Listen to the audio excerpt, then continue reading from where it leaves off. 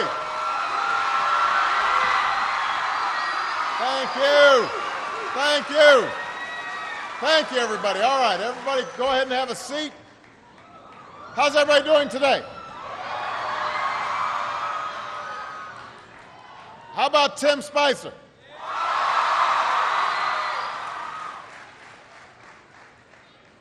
I am here with students at Wakefield High School in Arlington, Virginia, and we've got students tuning in from all across America, from kindergarten through 12th grade. And I am just so glad that all could join us today, and I want to thank Wakefield for being such an outstanding host. Give yourselves a big round of applause.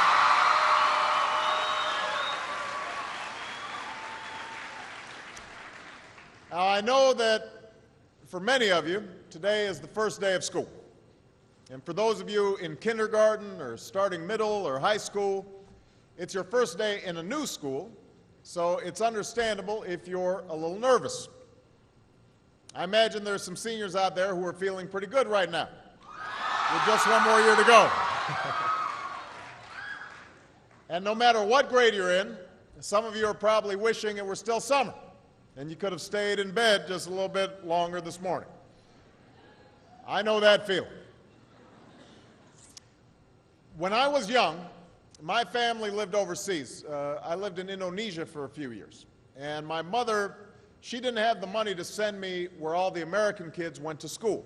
But she thought it was important for me to keep up with an American education. So she decided to teach me extra lessons herself, Monday through Friday, but because she had to go to work, the only time she could do it was at 4:30 in the morning. Now, as you might imagine, I wasn't too happy about getting up that early.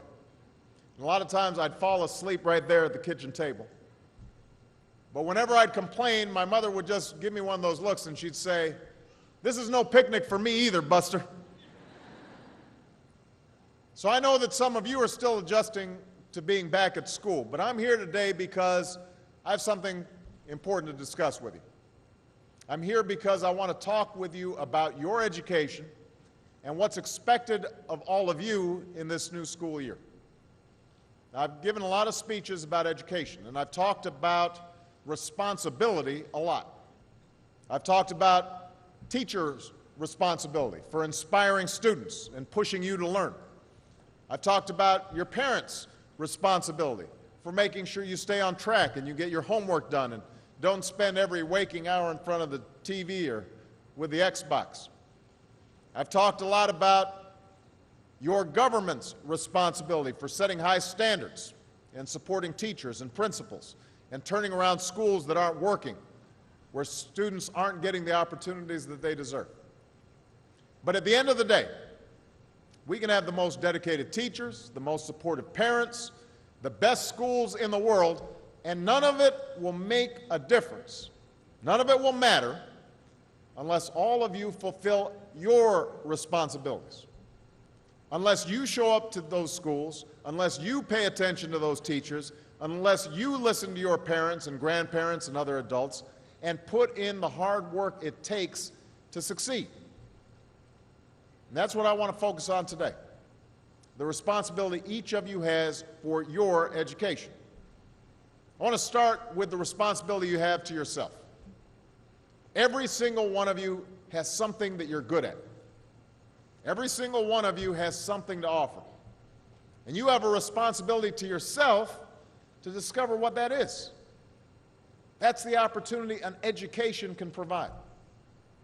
Maybe you could be a great writer, maybe even good enough to write a book or articles in a newspaper, but you might not know it until you write that English paper, that English class paper that's assigned to you. Maybe you could be an innovator or an inventor, maybe even good enough to come up with the next iPhone or the new medicine or vaccine, but you might not know it until you do your project for your science class. Maybe you could be a mayor or a senator or a Supreme Court justice, but you might not know that until you join student government or the debate team.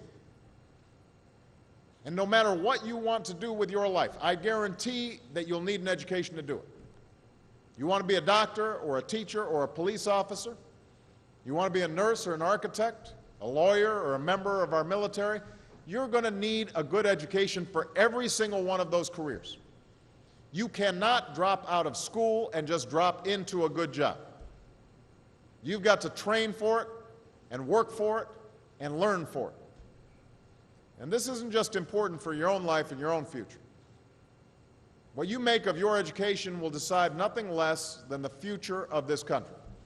The future of America depends on you. What you're learning in school today will determine whether we as a nation can meet our greatest challenges in the future. You'll need the knowledge and problem-solving skills you learn in science and math to cure diseases like cancer and AIDS, and to develop new energy technologies and protect our environment. You'll need the insights and critical thinking skills you gain in history and social studies to fight poverty and homelessness, crime and discrimination, and make our nation more fair and more free. You'll need the creativity and ingenuity you develop in all your classes to build new companies that will create new jobs and boost our economy. We need every single one of you to develop your talents and your skills and your intellect so you can help us old folks solve our most difficult problems. If you don't do that, if you quit on school, you're not just quitting on yourself, you're quitting on your country. Now, I know it's not always easy to do well in school. I know a lot of you have challenges in your lives right now that can make it hard to focus on your schoolwork. I get it. I know what it's like. My father left my family when I was 2 years old, and I was raised by a single mom who had to work and who struggled at times to pay the bills and wasn't always able to give us the things that other kids had. There were times when I missed having a father in my life. There were times when I was lonely and I felt like I didn't fit in. So I wasn't always as focused as I should have been on school, and I did some things that I'm not proud of, and I got in more trouble than I should have. And my life could have easily taken a turn for the worse. But I was lucky. I got a lot of second chances, and I had the opportunity to go to college and law school and follow my dreams. My wife, our First Lady, Michelle Obama, she has a similar story. Neither of her parents had gone to college, and they didn't have a lot of money. But they worked hard, and she worked hard so that she could go to the best schools in this country. Some of you might not have those advantages. Maybe you don't have adults in your life who give you the support that you need. Maybe someone in your family has lost their job and there's not enough money to go around. Maybe you live in a neighborhood where you don't feel safe or have friends who are pressuring you to do things you know aren't right. But at the end of the day, the circumstances of your life, what you look like, where you come from, how much money you have, what you've got going on at home, none of that is an excuse for neglecting your homework or having a bad attitude in school. That's no excuse for talking back to your teacher or cutting class or dropping out of school. There is no excuse for not trying. Where you are right now doesn't have to determine where you'll end up. No one's written your destiny for you, because here in America, you write your own destiny. You make your own future. That's what young people like you are doing every day all across America. Young people like Jasmine Perez from Roma, Texas. Jasmine didn't speak English when she first started school. Neither of her parents had gone to college. But she worked hard, earned good grades, and got a scholarship to Brown University, as now in graduate school studying public health, on her way to becoming Dr. Jasmine Perez. I'm thinking about Andoni Schultz from Los Altos, California, who's fought brain cancer since he was 3. He's had to endure all sorts of treatments and surgeries, one of which affected his memory, so it took him much longer, hundreds of extra hours, to do his schoolwork. But he never fell behind. He's headed to college this fall. And then there's Chantel Steve from my hometown of Chicago, Illinois. Even when bouncing from foster home to foster home in the toughest neighborhoods in the city, she managed to get a job at a local health care center, start a program to keep young people out of gangs, and she's on track to graduate high school with honors and go on to college. And Jasmine, Andoni, and Chantel aren't any different from any of you. They face challenges in their lives just like you do. In some cases, they've got it a lot worse off than many of you. But they refuse to give up. They chose to take responsibility for their lives, for their education, and set goals for themselves. And I expect all of you to do the same. And that's why today I'm calling on each of you to set your own goals for your education and do everything you can to meet them. Your goal can be something as simple as doing all your homework, paying attention in class, or spending some time each day reading a book. Maybe you'll decide to get involved in an extracurricular activity or volunteer in your community. Maybe you'll decide to stand up for kids who are being teased or bullied because of who they are or how they look. Because you believe, like I do, that all young people deserve a safe environment to study and learn. Maybe you'll decide to take better care of yourself so you can be more ready to learn. And along those lines, by the way, I hope all of you are washing your hands a lot and that you stay home from school when you don't feel well so we can keep people from getting the flu this fall and winter. But whatever you resolve to do, I want you to commit to it. I want you to really work at it. I know that sometimes you get that sense from TV that you can be rich and successful without any hard work, that your ticket to success is through rapping or basketball or being a reality TV star. Chances are you're not going to be any of those things. The truth is, being successful is hard. You won't love every subject that you study. You won't click with every teacher that you have. Not every homework assignment will seem completely relevant to your life right at this minute. And you won't necessarily succeed at everything the first time you try. That's okay. Some of the most successful people in the world are the ones who've had the most failures. J.K. Rowling, who wrote Harry Potter, her first Harry Potter book was rejected 12 times before it was finally published. Michael Jordan was cut from his high school basketball team. He lost hundreds of games and missed thousands of shots during his career. But he once said, "I have failed over and over and over again in my life, and that's why I succeed." These people succeeded because they understood that you can't let your failures define you. You have to let your failures teach you. You have to let them show you what to do differently the next time. So if you get into trouble, that doesn't mean you're a troublemaker. It means you need to try harder to act right. If you get a bad grade, that doesn't mean you're stupid. It just means you need to spend more time studying. No one's born being good at all things. You become good at things through hard work. You're not a varsity athlete the first time you play a new sport. You don't hit every note the first time you sing a song. You've got to practice. The same principle applies to your schoolwork. You might have to do a math problem a few times before you get it right. You might have to read something a few times before you understand it. You definitely have to do a few drafts of a paper before it's good enough to hand in. Don't be afraid to ask questions. Don't be afraid to ask for help when you need it. I do that every day. Asking for help isn't a sign of weakness, it's a sign of strength, because it shows you have the courage to admit when you don't know something, and that then allows you to learn something new. So find an adult that you trust, a parent, a grandparent, or a teacher, a coach, or a counselor, and ask them to help you stay on track to meet your goals. And even when you're struggling, even when you're discouraged, and you feel like other people have given up on you, don't ever give up on yourself. Because when you give up on yourself, you give up on your country. The story of America isn't about people who quit when things got tough. It's about people who kept going, who tried harder, who loved their country too much to do anything less than their best. It's the story of students who sat where you sit 250 years ago and went on to wage a revolution, and they founded this nation. Young people.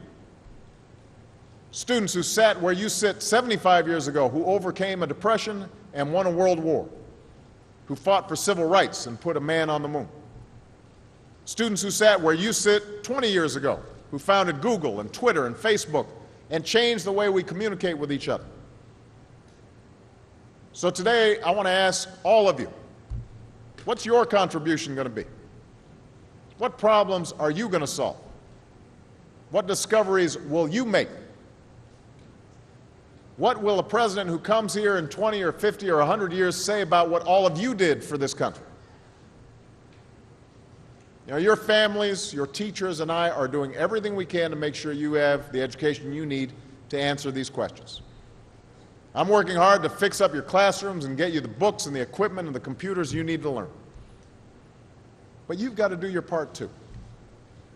So I expect all of you to get serious this year. I expect you to put your best effort into everything you do. I expect great things from each of you. So don't let us down. Don't let your family down or your country down. Most of all, don't let yourself down. Make us all proud. Thank you very much, everybody. God bless you. God bless America. Thank you.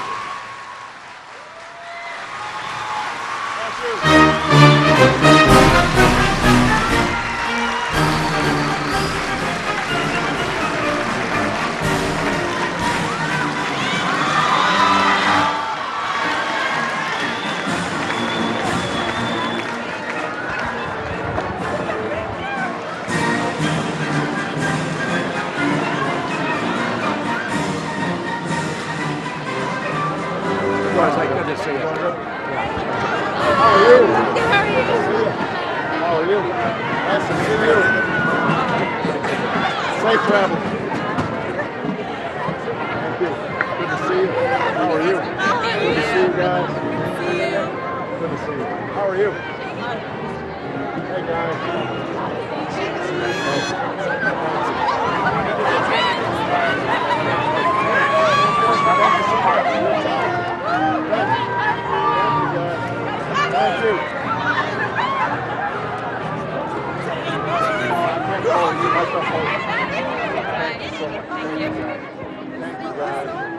Thank you. Thank you so much.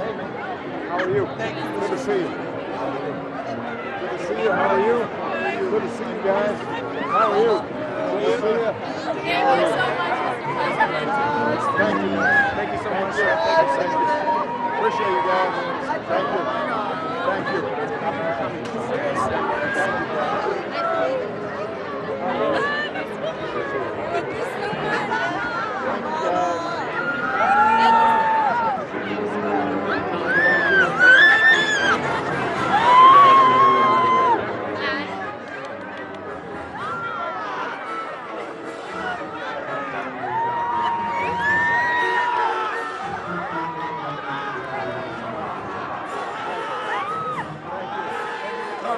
Thank you for coming, sir. Thank you for coming. Enjoy the message. Thank you. Thank you. Thank you.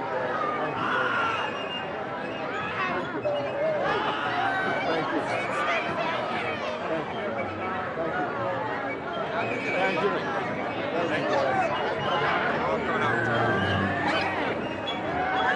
Thank you. Football team right here. Good to see you guys. Good to see you.